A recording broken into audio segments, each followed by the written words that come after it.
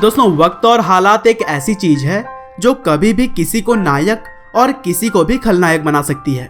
और दोस्तों, आज की हमारी कहानी भी एक ऐसे ही एक्टर की है जिसके बुरे वक्त और हालातों ने उसे रियल लाइफ का विलन बना दिया।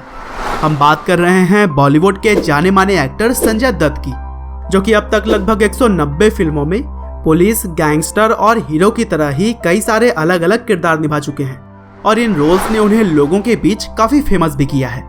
हालांकि दोस्तों, संजय दत्त बॉलीवुड में जितने अच्छे और सफल एक्टर माने जाते हैं, उतने ही विवादों में उनका जीवन भी रहा है। और संजय दत्त की कहानी के ऊपर ही 29 जून 2018 को उनकी बायोपिक संजू भी आ रही है। और इस बायोपिक की शूटिंग शुरू होने के बाद से ही यह लोगों के बीच चर्चा की विषय बनी हुई है। साथ ही उनका रियल लाइफ किरदार निभा रहे रणबीर कपूर ने इस बायोपिक में अपनी शानदार एक्टिंग से लोगों का मन मोह लिया है। तो चलिए दोस्तों, अपनी लाइफ में काफी उतार चढ़ाव देख चुके संजय दत्त की पूरी लाइफ जर्नी को हम शुरू से जानते हैं। तो दोस्तों, इस कहानी की शुरुआत होती है 29 जुलाई 1959 से, जब बॉम्बे स्टेट में संजय दत्त का जन्म हुआ। उनके पिता का नाम सुनील दत्त था, जो कि बॉलीवुड के ही एक जाने माने एक्टर थे। साथ ही उनकी मां का नाम नरगिस, और वह भी भारतीय सिनेमा जगत में किसी पहचान की मोहताज नहीं। संजय दत्त ने अपनी शुरुआती पढ़ाई द लॉरेंस स्कूल से की और फिर कॉलेज की पढ़ाई के लिए वह एल्फिंस्टन कॉलेज गए। वैसे तो संजय दत्त ने 1972 में ही अपना फिल्मी करियर रेशमा और शेरा नाम की मूवी में एक छोटा सा रोल अदा करके शुरू कर दिया था, लेकिन अपना खुद का नाम बनाने में और बतौर लीड एक्टर उनकी फिल्म आने में कई साल लग गए।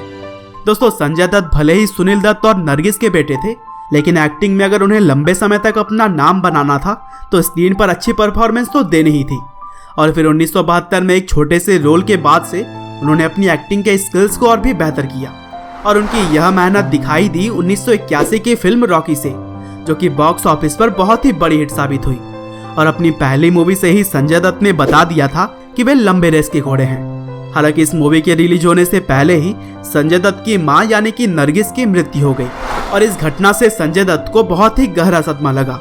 यहाँ तक कि उन्होंने इस गम से उभरने के लिए ड्रग्स तक का सहारा लिया और कब उनकी यह मजबूरी आदत में बदल गई उन्हें पता भी नहीं चला।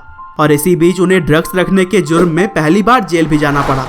हालांकि उनके पिता ने सही समय पर उनको टेक्सास के एक रिहैब में भर्ती करवा दिया और वहां पर 5 महीने बिताने के बाद संजय दत्त ने ड्रग्स की लत से निजात पा ली और फिर अपने काम पर कंसंट्रेट करते हुए 90 के दशक तक वह एक जाने माने एक्टर बन चुके थे और लोग उन्हें ऑन स्क्रीन हीरो का किरदार निभाते हुए देखकर खुशी से झूम जाते। लेकिन दोस्तों, किसी भी व्यक्ति का समय हमेशा ही एक जैसा नहीं रहता और कुछ ऐसा ही हुआ संजय दत्त के साथ भी। 1993 में मुंबई में अलग अलग जगहों पर 12 बम ब्लास्ट हुए, जिसमें कुल 257 मासूमों की जान चली गई और लगभग 713 लोग घायल हुए। और इन हमलों ने न केवल मुंबई को बल्कि पूरे देश को दहला कर रख दिया और फिर संजय दत्त का नाम मुंबई में हुए इन बम ब्लास्ट में उछाला गया और यह कहा गया कि संजय दत्त के पास जो हथियार है वह मुंबई के हमलों के लिए जो जिम्मेदार आतंकी हैं उन्हीं के पास से आए हैं। और फिर 1993 में ही गैर कानूनी हथियार रखने के जुर्म में उन्हें जेल भेज दिया गया। और समय बीतने के साथ ही देखते लोगों का ऑन स्क्रीन हीरो अब रियल लाइफ का विलन बन चुका था। और हमले के कुछ समय के बाद ही संजय दत्त की खलनायक मूवी भी रिलीज हुई और फिर जेल जाने के बाद से वह अगले 4 साल तक फिल्मों में काम नहीं कर सके। हालांकि 1993 में जेल जाने के बाद 1995 में उन्हें बेल मिल गई और फिर 1997 से उन्होंने दोबारा फिल्मों में काम करना शुरू कर दिया।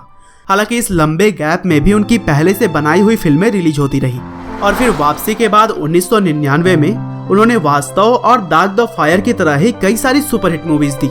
और फिर आगे भी उन्होंने मिशन काश्मीर, जोड़ी नंबर 1, कांटे, मुन्ना भाई MBBS, शादी नंबर 1 और लगे रहो मुन्ना भाई की तरह ही बहुत सारी हिट मूवीज में काम किया।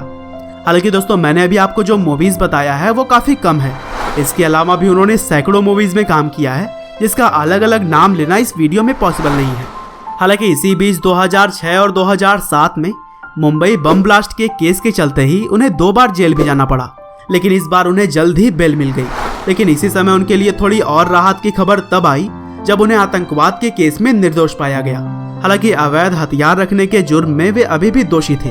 और दोस्तों, जैसा कि संजय दत्त शुरू से ही कहते आए हैं कि वे एक आतंकवादी नहीं हैं और समय के साथ साथ यह भी सिद्ध हो गया।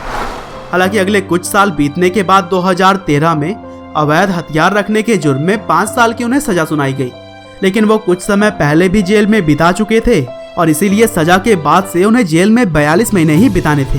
हालांकि जेल में रहते हुए संजय दत्त ने बहुत ही अच्छा बर्ताव किया और जेल के सारे नियमों का सही से पालन किया, जिसकी वजह से उनकी सजा में 102 दिन और भी कम हो गए और इस तरह से 25 फरवरी 2016 को वो अपनी सजा काटकर बाहर आ गए।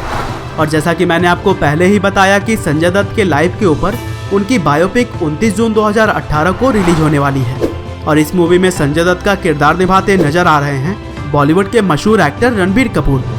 और दोस्तों, अगर संजय दत्त के पर्सनल लाइफ की बात करें तो उन्होंने कुल 3 बार शादियां की हैं। पहले 1987 में ऋचा शर्मा से, दूसरी 1998 में रिहा पिल्लई से और तीसरी 2008 में मान्यता दत्त से।